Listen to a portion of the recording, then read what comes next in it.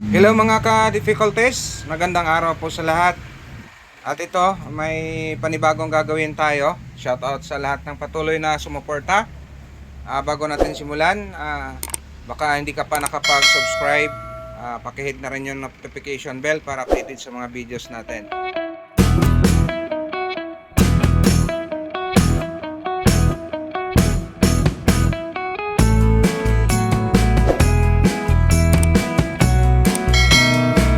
So ganito gagawin natin, ito Panasonic. Ang issue nito, no power. So ang model niya po ay NNST. Ayan, NNST342M. Sabi ng may-ari, wala daw power. Titingnan natin. Saksak. Ayan, nakatusok na yan. Pero wala, dapat yan mag-appear kagad yung display ng time natin. So wala ang makikita.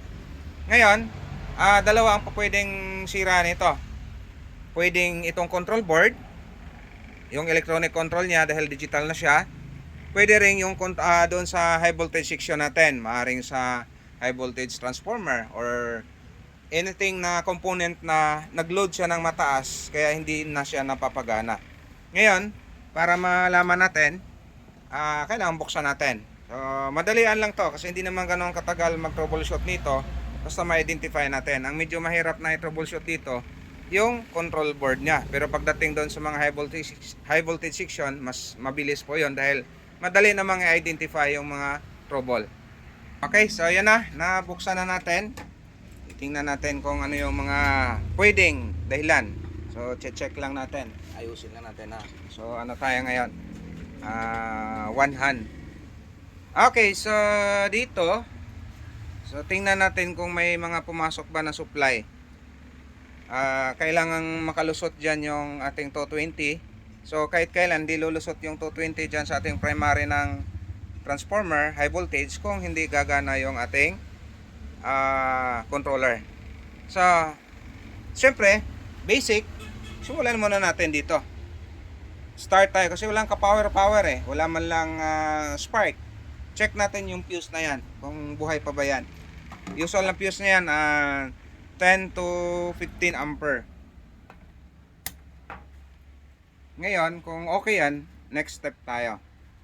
So check natin. Ayun, uy, yun, huli ka agad. So putok ang fuse. So pagka ganito na yung main fuse ang pumutok, madalas na issue nito either the transformer na ito, yung malaki na yan, ito, or yung ating high voltage capacitor. So base sa experience natin, madalas na pumuputok yan.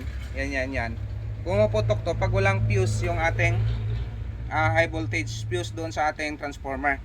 So ito wala yung Panasonic hindi na siya naglalagay ng high voltage fuse. Medyo may kamahalan, nasa 30 din yon. So hindi na siya naglagay. So dahil di naglagay, nag-overload yung ating transformer, maaari pumutok ngayon yung ating fuse doon sa taas.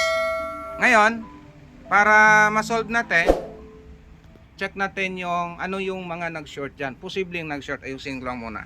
Okay, so yan, nakapwesto na tayo, no? Yan. So tingnan natin yung, check natin yan. So naka times 1 naman ako.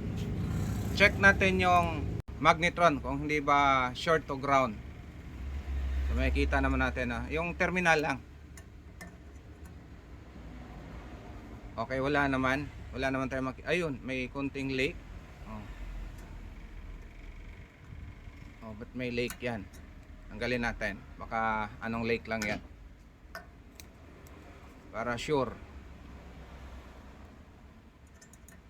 Tanggalin natin to. Ayun.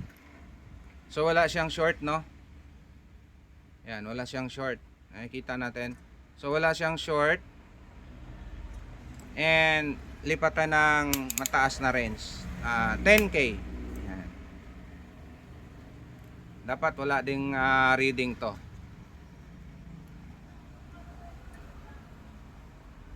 Okay, wala. So safe to ngayon. Okay tong magnetron. Punta tayo kay capacitor. Tingnan natin yung capacitor na yan kung okay ba yan. Balik tayo ng times 1. Dapat yan walang short, open. Hirap mag-check ng ano, one hand. Ayan. Ito. Uy! Ba't may, ayun. Nga. May reading. Ayun! Huli ka agad. So, ang ating capacitor ngayon ay shorted. Ba't di ko masundot? Ang bihira ka. Yan. So, dapat yan ay, ang reading na makuha natin yan ay open. Or kung itaasan natin yung ating range, yung load resistor o bleeding resistor lang sa loob ang mababasa natin. So, ito, may problema yan. Shorted tong ating high voltage capacitor. Ayan. Kaya pumutok ngayon yung ating main fuse dahil shorted ang ating capacitor. So, gagawin natin, papalitan natin yan. Okay, tambay mo na. So, ito yung ipalit natin. Ano? So, yun yung presyo. So, yun yung value niya. Ang value original na nakita natin is 0.7. Papalitan natin ng 0.8. Okay lang po yan. Okay, so yan ha. Pinalitan na natin to. Ang labo. Yan, pinalitan na natin to high voltage at saka yung ating fuse. So, ito na yun. So, bagong palit. Ito, yan na yun siya at ibabalik natin to. So, tingnan natin. Bago natin ipaanda rin, testing, ready for testing na yan. Check natin. Check natin kung ano ang reading niya, no. Sabi mo na doon. Tingnan natin kung may reading ba yung capacitor. Ayan. So, nakita natin, oh, wala nang reading, oh. Ayan, oh, wala tayong nakita sa tester. Chinek na natin. So, okay. Ito, okay na rin tong fuse. May reading na yan, malamang. Ayan, oh. Pumalo na siya. Tatakpan ko to, tapos testing natin. Tingnan natin kung makakainit ba siya. At di ba siya puputok uli. Okay, so yun na. Nasara na natin. Saksakan. Test natin kung magka-power ba siya. Ayun. So meron na siyang display lumabas. So yun lang ang dahilan kaya nawalan siya ng power. Okay. Buksan natin. Check natin kung iinit ba. Lagyan natin ng pang testing. And then set natin ang 10 seconds lang. Cancel. 10 seconds. Start. Yun, mandar na siya. 10 seconds. Tingnan natin kung aandar ba. Oh, iinit ba?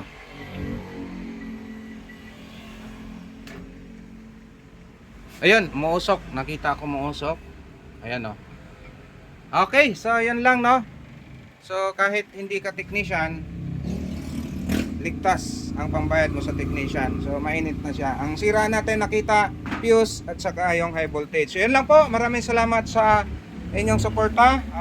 Sana kung hindi ka pa nakapag-subscribe sa channel na ito, huwag kalimutan para kahit papano dadami po ang ating subscriber. Thank you at ingat. God bless po lahat.